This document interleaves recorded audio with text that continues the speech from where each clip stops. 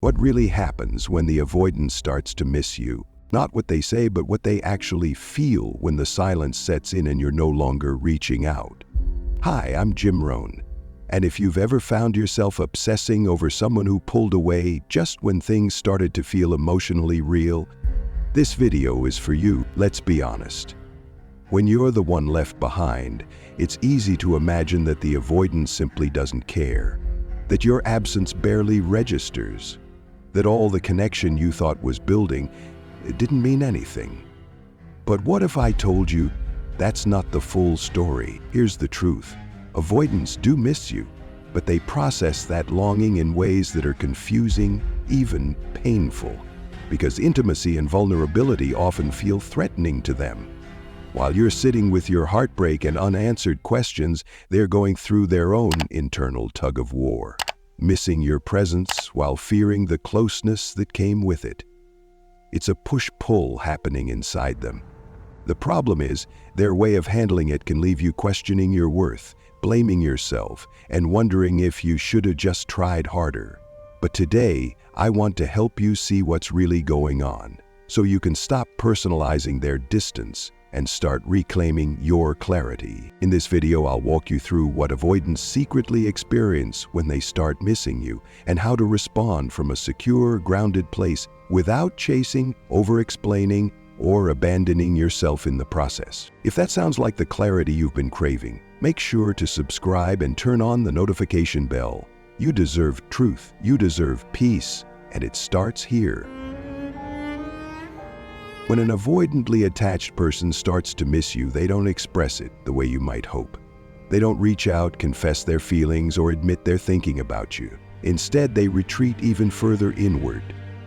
The very experience of longing, of feeling emotional pull, activates something deeply uncomfortable inside them. Rather than bringing them closer, that feeling becomes a threat to their carefully protected emotional world. You see, for many avoidants, intimacy has always felt risky. Somewhere in their early life, often in childhood, they learned that getting close could mean losing something: autonomy, safety, or a sense of control. Vulnerability was never modeled as safe. It was tied to rejection, disappointment, or emotional overwhelm. So they adapted. They survived by creating distance, by convincing themselves that independence is safer than connection, that self-reliance protects them from pain. That's why when they begin to miss you, they don't lean in, they pull away. Their missing doesn't feel romantic or sweet, it feels confusing, disruptive, even threatening.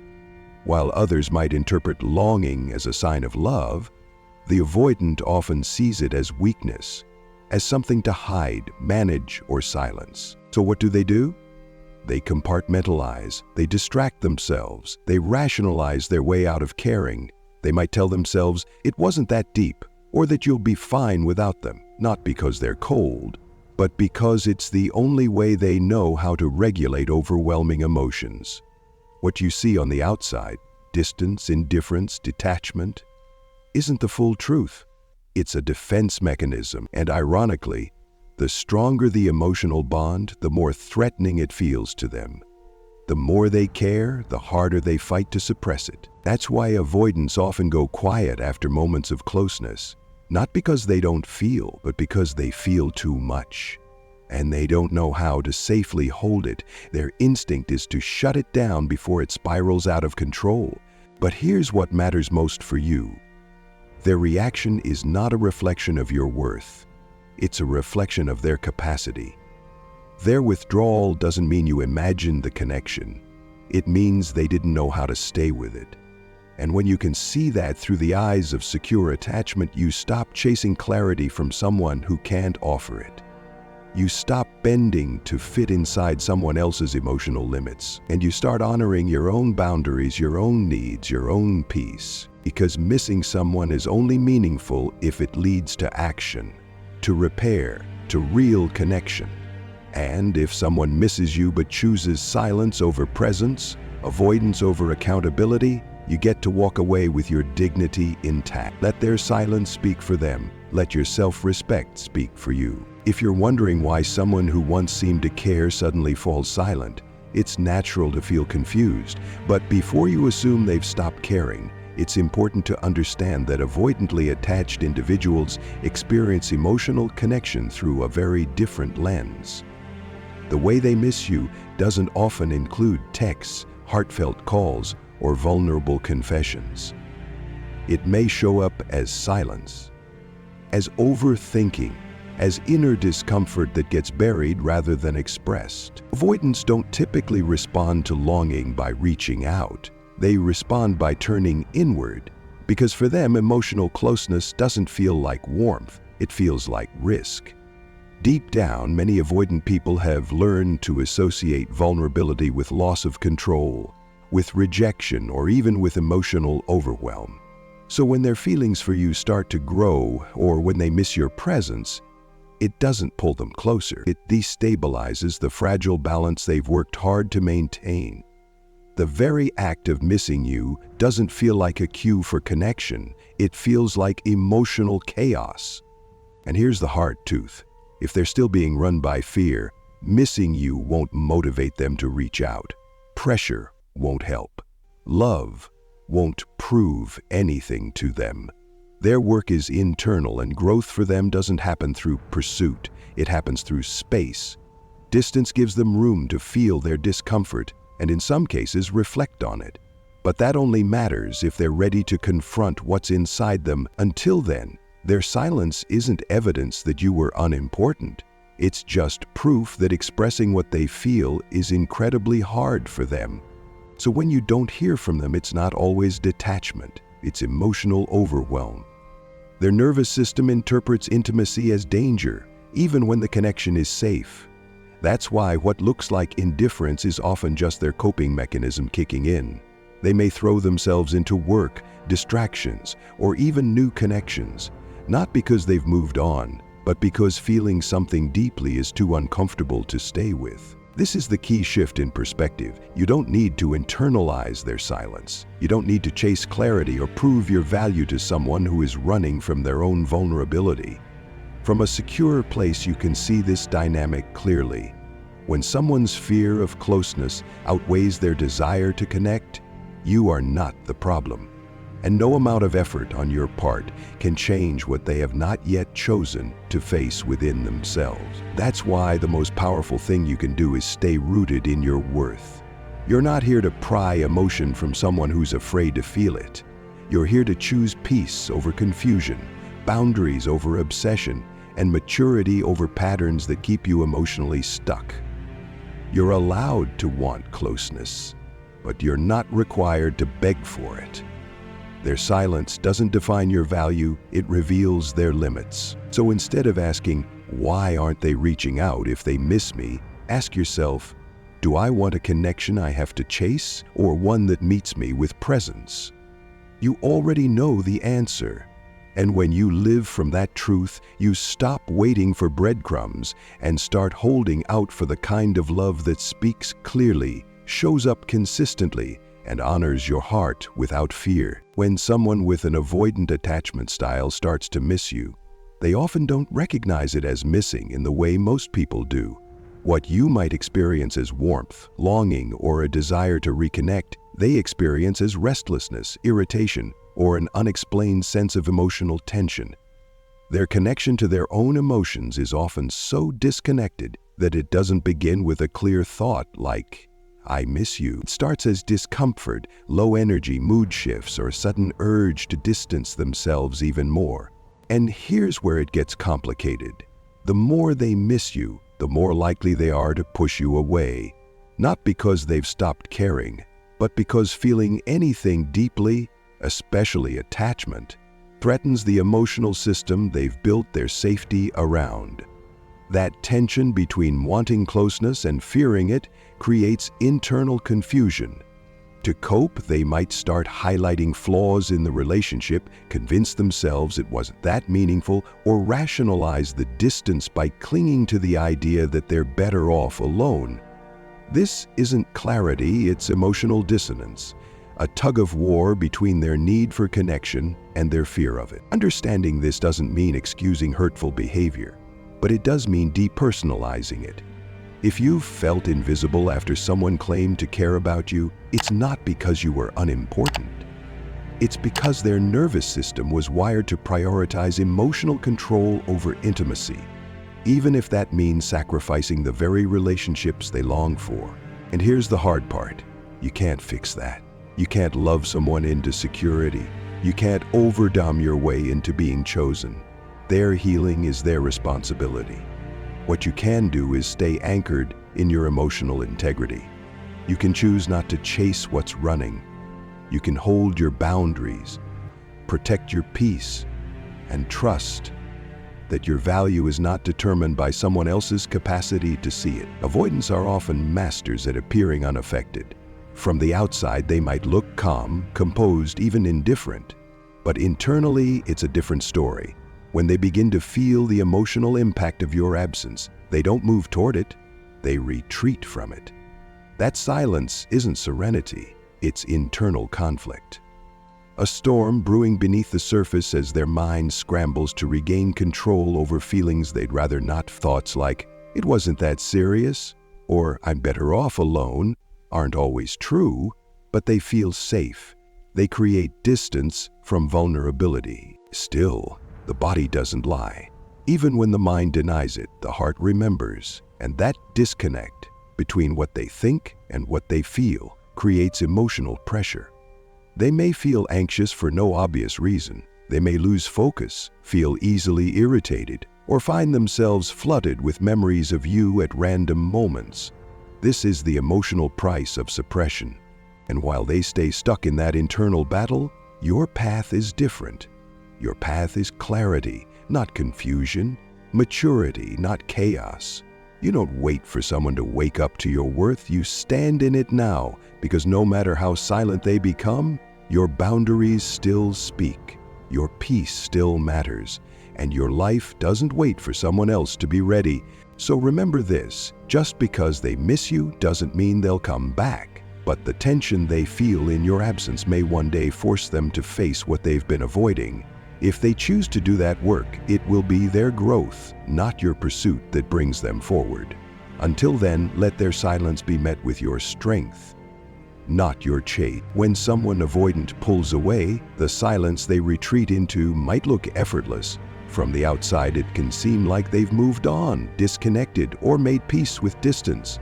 But what's happening behind the scenes is often far more complicated. Avoidantly attached individuals are used to dealing with discomfort on their own. That's how they were conditioned. Don't ask for help, don't show need, and definitely don't admit vulnerability. So when emotional tension starts building inside them, when they miss someone or feel unsettled by closeness, there's rarely an open expression. There's no reaching out, no explanation, just internal noise. Instead of saying, "I miss you," they often fall into overthinking. They rewrite the past in ways that justify the distance. They convince themselves they were losing control, that you were too much, or that stepping away was the rational choice. Not because they've gained clarity, but because reasserting control feels safer than sitting in the unknown. But no story holds forever. Sooner or later, something breaks through. A dream, a song, a quiet moment they didn't expect, and suddenly the distance that once felt like a shield now feels like a cage. And in that silence, the regret starts to whisper. They wonder if they misread everything, if the connection they minimized was actually real, if walking away cost them something meaningful. But they likely won't tell you that. What they show, composure, calm, indifference, is often just a mask. The real story is unfolding quietly, internally, a private war between logic and longing. This is why it's so important, from a secure lens, not to chase, not to explain yourself again, and not to confuse their silence with truth. Their emotional system isn't wired to respond to pressure. It's wired to run from it.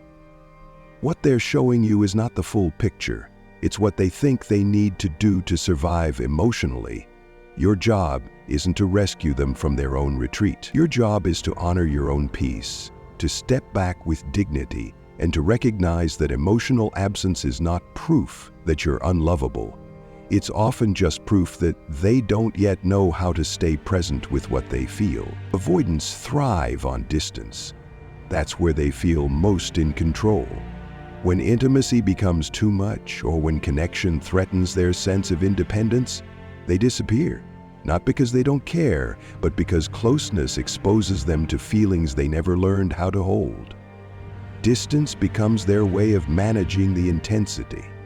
And silence? Silence becomes their power move, their way of self-protecting without ever having to explain or confront what's really going on. But here's the reality they don't expect, that silence doesn't stay powerful forever. At first it soothes them, it creates space, a sense of relief. They tell themselves things like, I just need time, or this is better, or we weren't that aligned anyway, and for a while that narrative works. But over time the silence starts to echo. Without new input, no messages, no contact, no distractions, the mind begins to turn inward, and in that stillness, something shifts. What once felt like relief begins to feel like emptiness. The space they created starts reflecting things back to them they didn't want to see. The fear, the longing, the patterns they thought they were in control of. And they begin to wonder, was the silence actually strength? Or just another escape? This is the part you don't always get to see, but knowing it's happening can free you from taking their absence personally. You don't need to interrupt their silence to prove your worth. You don't need to reopen the door just to feel wanted.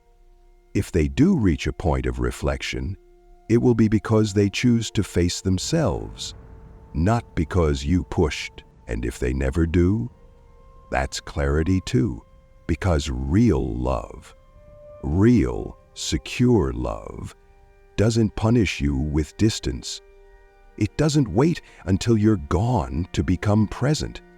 You deserve a love that doesn't confuse you, one that doesn't require decoding. And the more you live from that truth, the less noise you need to tolerate in order to feel whole. When someone with avoidant attachment creates distance, they often believe it gives them control. Control over emotions, over uncertainty, over the pace of closeness. But the irony is that the very silence they create to feel safe eventually turns against them.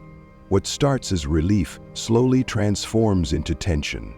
They begin to wonder, quietly, often without admitting it, if you still think about them, if they still matter to you, or if you've moved on without a trace. In the fact that they don't know the answer, that uncertainty starts to shake them. Avoidants aren't comfortable when they're not the ones managing the emotional narrative. When they don't know how you feel anymore, when they've stepped back and you haven't come running, they feel the ground beneath them shift. The space they once thought would protect them now holds unpredictability.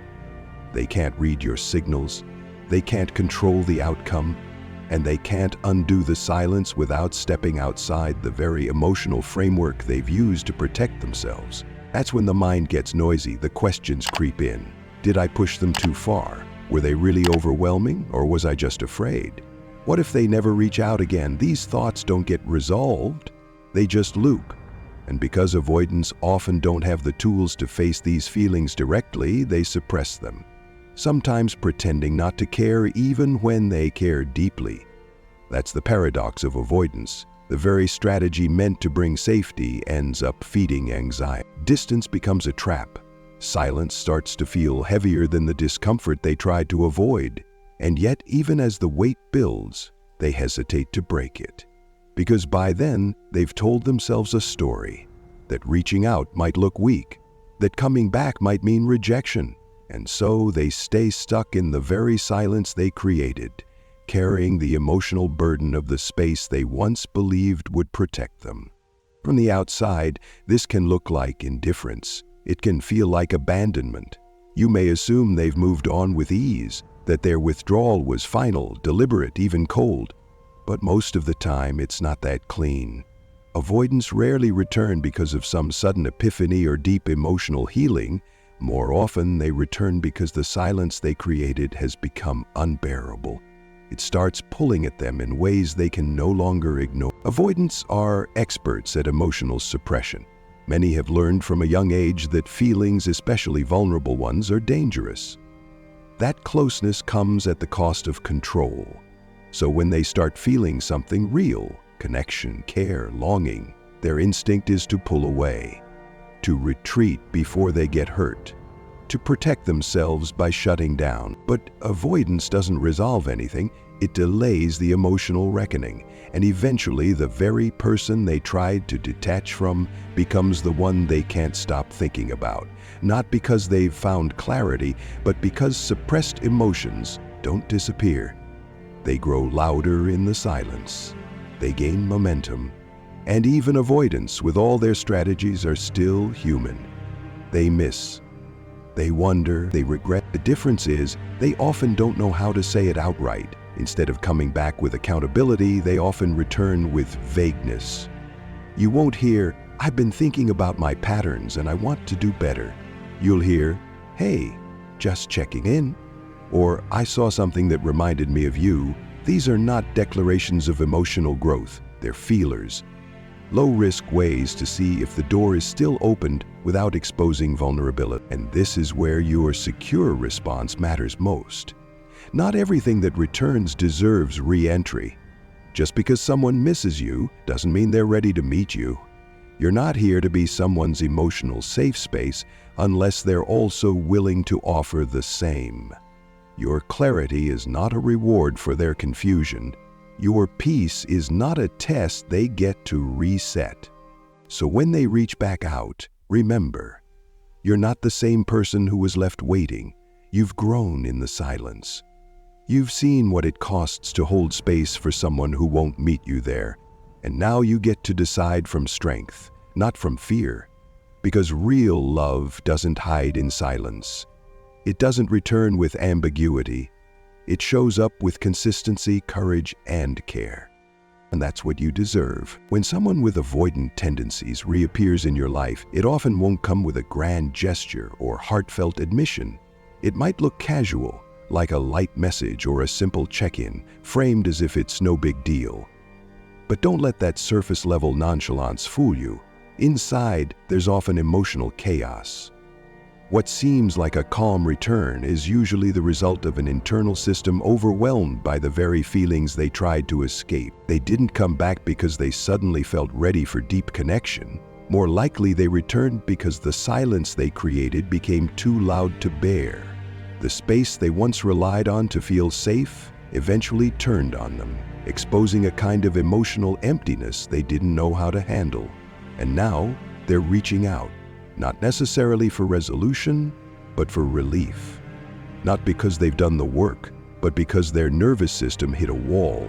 This is why it's so important not to mistake someone's return as evidence of emotional transformation.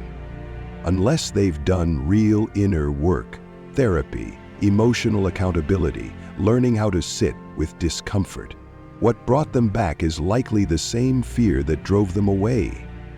Without a shift in awareness, the cycle will repeat.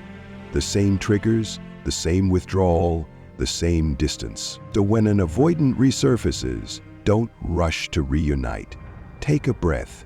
Ask yourself, are they here for connection, or are they still trying to outrun their own emotional discomfort? Because healing doesn't begin with reconnection, it begins with ownership, and no one can do that work for them. When an avoidant pulls away, it's easy to take it personally, to question your worth, to wonder if you were too much, too needy, or simply not enough. But this is where clarity starts. Their emotional distance is not a reflection of your value, it's a reflection of their inner conflict. They disconnect not because you're unlovable, but because love feels unsafe. Vulnerability triggers discomfort. Closeness activates fear. Not because you've done something wrong, but because their nervous system has learned to associate intimacy with threat. For many avoidants, emotional connection was never modeled as safe or consistent.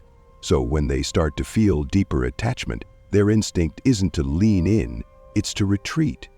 Not because they don't care, but because they don't know how to hold what they feel. And when you truly begin to understand this, you stop interpreting their silence as rejection.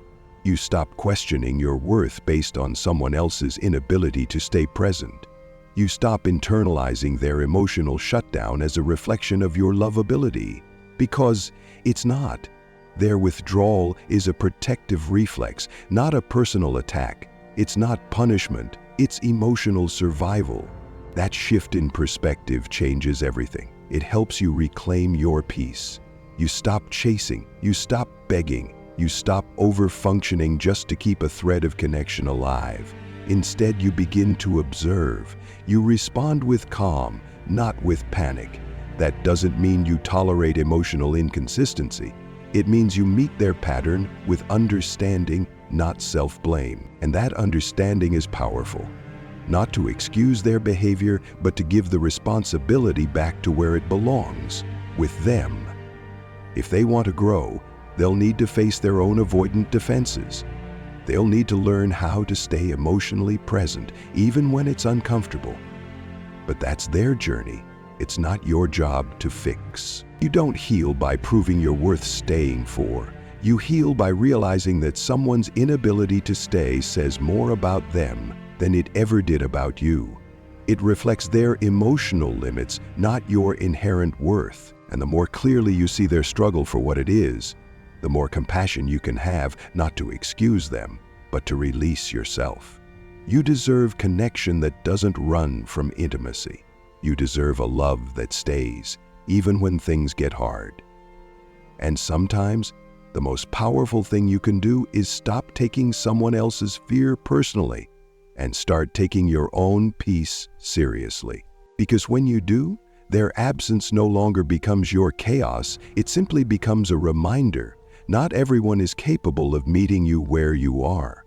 And that's not your failure, that's their limit. Understanding their silent battle frees you, and from that freedom comes deeper clarity, stronger self-respect, and a clearer path toward the kind of love that truly honors who you are. If you've made it to the end of this video, thank you from the bottom of my heart. It means you're not just seeking answers about someone else's behavior. You're choosing to understand your own healing, your own patterns, your own worth. Today we explored what's really happening beneath the surface when someone with an avoidant attachment style disappears, and why their return isn't always a sign of transformation.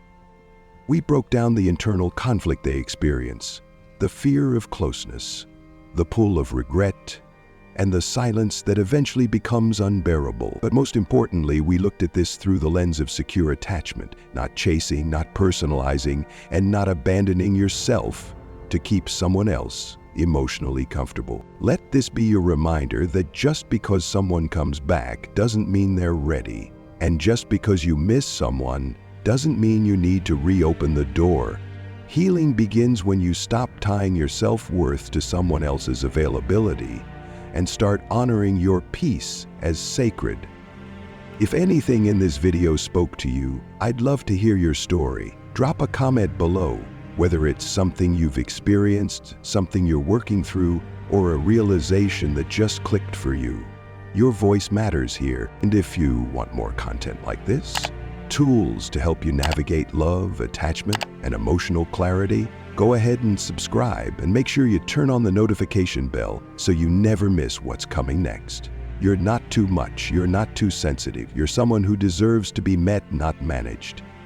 And you're doing the brave, beautiful work of choosing your truth over temporary validation. Keep choosing you, always.